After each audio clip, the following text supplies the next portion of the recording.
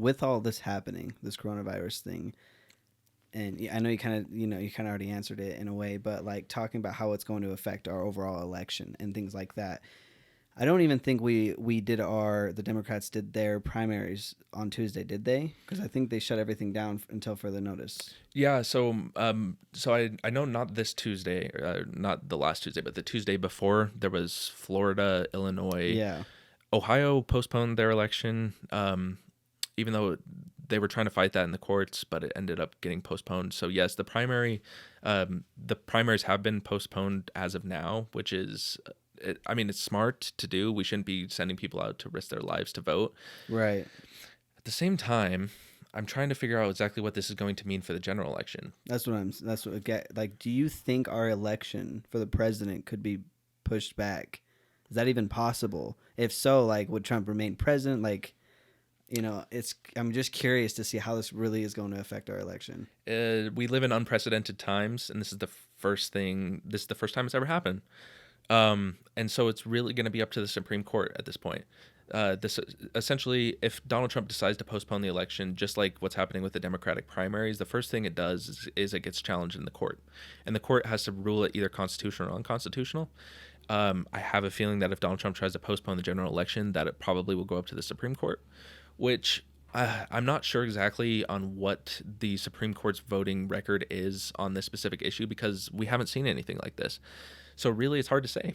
What I don't even know if I would agree with postponing the general election. Like I might. At the same time, it's so hard because I mean we don't want to see Donald Trump be remaining our leader without being voted in, right? Right. Like that's the first step towards dictatorship. Right. So it's like my question is like, and I know I get this every time. I'm like why don't we do like an online vote? Yeah. Not only do I feel like there would probably be more votes than normal and more convenient and more safe and all those things that kind of play in.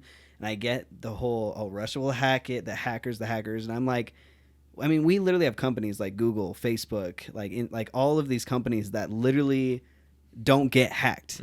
And it's to me, it's like, how is our government more likely to get hacked than like a corporation in America? You know what I'm saying? So like, why couldn't we like work with somebody or get some lead developers to develop some kind of simple way to do this digitally from home rather than going out and getting sick trying to vote for our next president? Yeah, I would also, I think that's an ideal place to be in.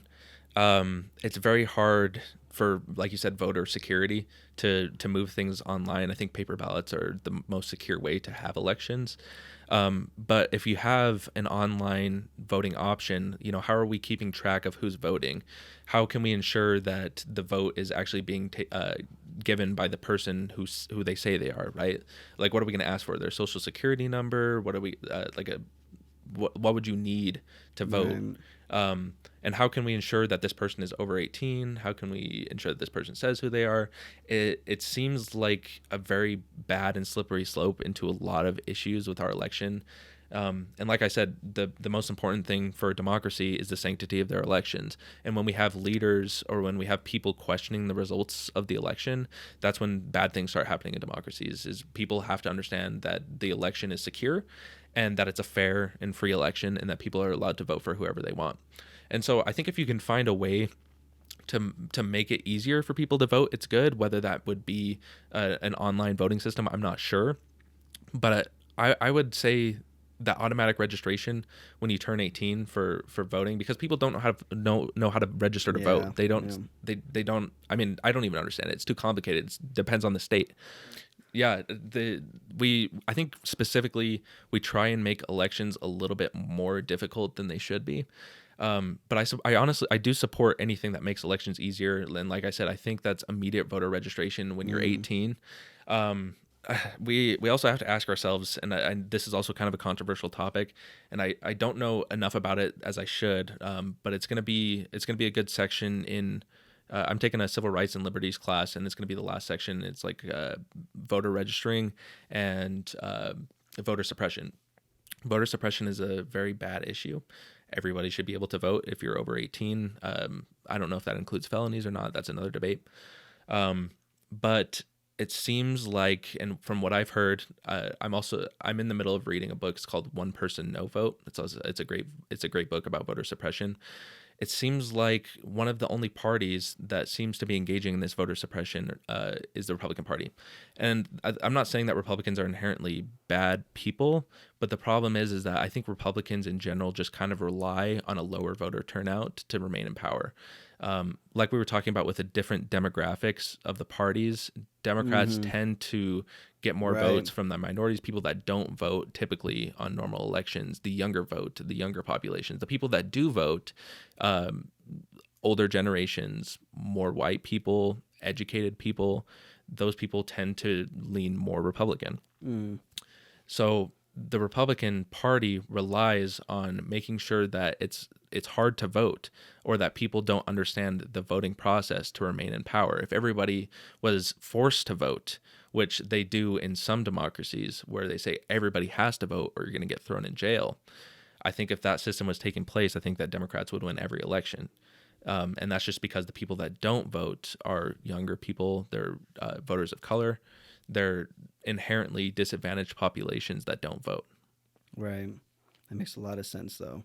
It does make a lot of So sense. making voting easier is definitely a big priority for us. And how Right. to do that, I'm not sure. Yeah. If you can make a safe system where people can log online and go to imgoingtovote.com or .org, .gov, Then it might be. click on one button and it says, who do you want to vote for? Right. And you fill out your information. Yeah. If they can figure out a way to do that Safely. safely, which I don't think can happen, but in an ideal world, that's what I would like to see happen. But it's very Right. hard to implement that in an imperfect place An imperfect place. like Yeah. we live in. Yeah, I agree, man. And just being woke enough to understand that our leaders, even Bernie, everybody, like what they do is they're building a campaign. And like being a marketing person on campus, I'm also doing marketing and advertising. Like that's all you do is you take a product, a person, a brand, and you say, who's our audience? We're going to appeal to them. Yeah. And we're going to hit them, you know? And so like even just Republicans saying, hey, our audience is older people. Of course, they're going to make it a little bit more complicated. But being woke and understanding of that. So, like they are doing this on purpose, which would be more of a reason for you to try to go vote. Yes. And it's it seems like a burden, and it seems like a bad I mean, it's hard to get educated properly. I mean, you can watch Fox News, you can watch CNN, and you can say, I know everything about politics, right? But going to school, you don't even have to go to school to understand politics, but doing your own independent, objective research on politics is very important, and it's hard, but at the same time, it's one of the many privileges that we take advantage of. Right. Across the globe, like in China, for example, there's one party, the Communist Party, right? And it doesn't necessarily matter what anybody in China thinks. I mean, if they speak out against their government, they're going to be imprisoned. But if a person in China wants to see their government act differently, the government doesn't care. Right. And so we're in a very special and also a very privileged place to, if we want to try and make an impact on our government and we want to try and vote for these people that will change the system, we can. And so we're almost in a privileged place where people need to, or it's their obligation to, try and get knowledge and information on these topics that we're talking about, so that they can so that they can vote for themselves, so that they can think for themselves. And it's a very privileged place to be in, and I'm very grateful to live in a society like this. I mean, the United States isn't perfect. Don't get me wrong. It's imperfect. It's imperfect. It's 100% imperfect. The plug. But we all need to be doing our best to get educated. The problem is we're just not seeing that happen. Yeah. And this is kind of the existential political crisis that I've been going through the last year or so. Is I don't think that people are putting in the effort to be the citizen that they should in a democracy. Like if you're a Republican and you're engaged in the political process, I'm 100% for that.